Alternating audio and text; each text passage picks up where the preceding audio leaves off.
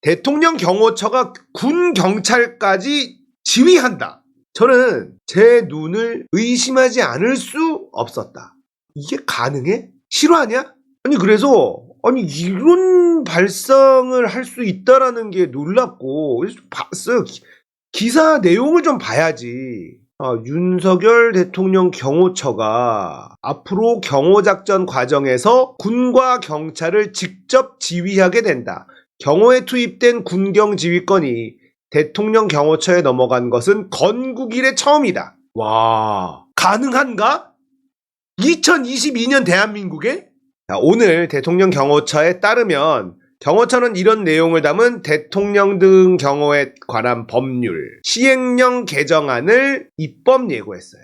제출된 개정령 안을 보면 처장은 경호구역에서 경호활동을 수행하는 군, 경찰 등 관계기관 공무원 등에 대한 지휘 감독권을 행사한다는 내용이 담겨 있습니다.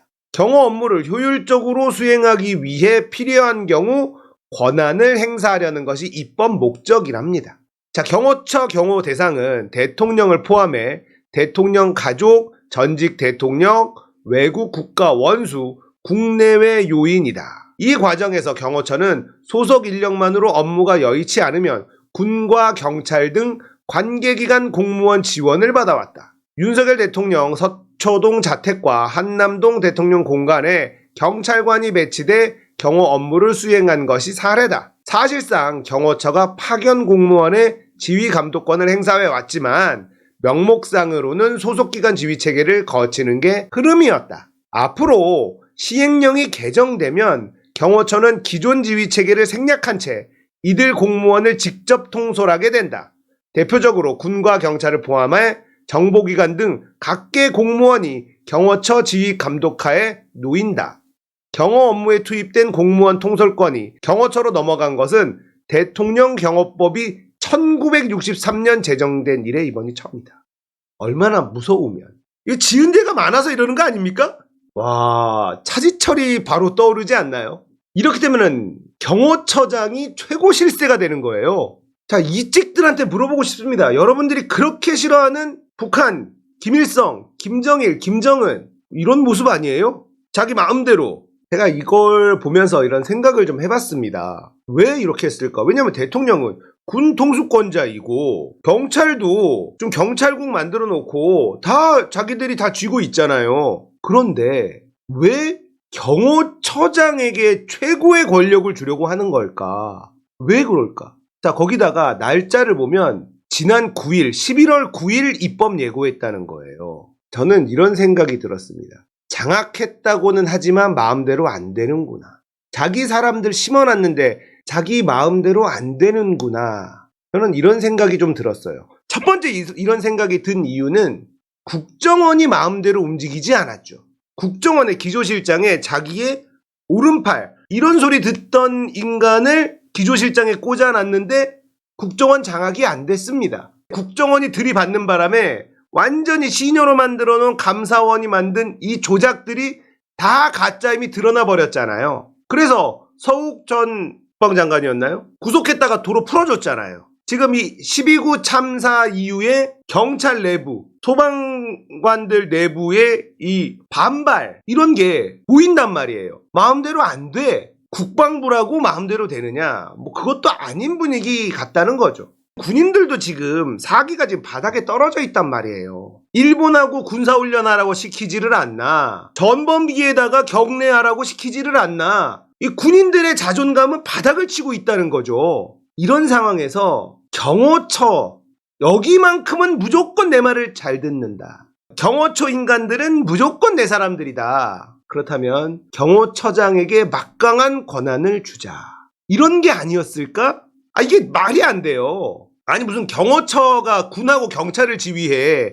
자, 이렇게 되면 이게 여러분들 계엄령 뭐 이야기도 나오고 하는데 이게 계엄령 포석일 수가 없는 게요. 군이 말을 듣겠습니까?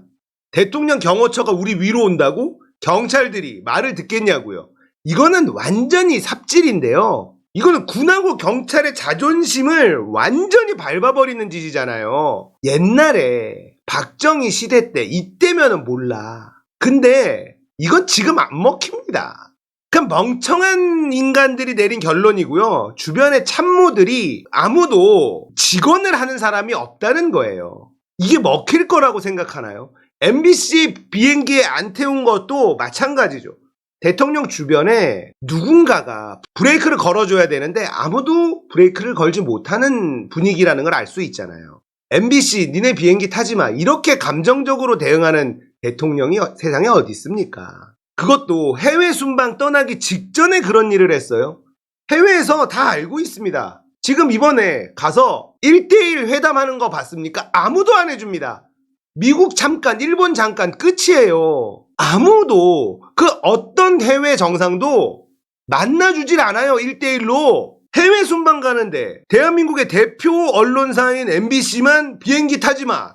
이렇게 치졸한 짓을 하고 해외 순방 가고 이게 외교를 하러 갈 대통령의 마인드가 아니잖아요. 결국은 임계점이라는 게 있다. 제가 계속 말씀드리는데요. 이거 안 먹힙니다.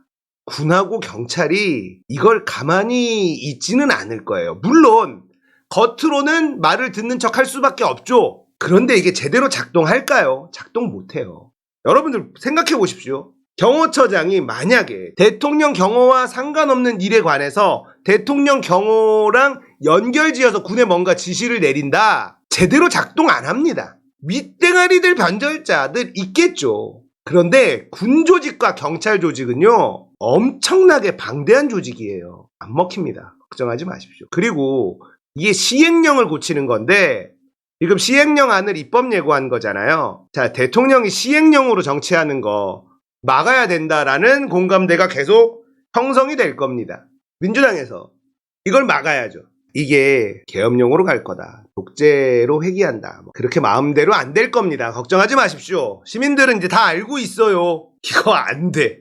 점점 저는 탄핵이 가까워 온다. 이런 생각이 듭니다. 이거 너무 막 나갔어. 이거를 대한민국 국민들이 받아준다고? 절대 못 받아주죠. 시행령 고쳐가지고 이렇게 하겠다는 건데, 자, 시행령으로 통치 못하도록 민주당이 움직여야 되겠죠? 결국은 민심 거슬러서 성공한 정권 없습니다. 이걸 국민의힘에서 좋아할까요? 국민의힘에서도 이거 못 받아요. 아니, 일단 시행령이기 때문에 진행될 때까지는 진행될 건데요.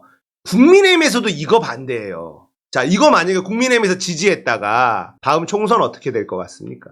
총선 박살나요, 이건. 이건 뭐가 생각납니까? 박정희 정권으로의 회귀가 생각나는 거예요. 차지철이 생각나는 거예요. 검찰공화국으로 협박하는 걸로 부족하다. 군, 경찰 다 니들이 협박하겠다. 지금 이런 거 아닙니까? 저는 이거는 너무 무리수라고 생각합니다. 이건 뭐 탄핵의 시계를 더 빨리 돌리는 짓이다. 두려운 거죠. 유가족들도 못 모이게 하고 있고 시위가 점점점 커지고 있고 두려운 거예요. 죄가 많아서. 지은 죄가 많아서 이런 짓을 하는데요. 이런 식으로 민심을 돌릴 수가 없어요. 이건 국민의힘도 받을 수가 없어요. 총선이 다가오고 있습니다. 정말 어이가 없죠.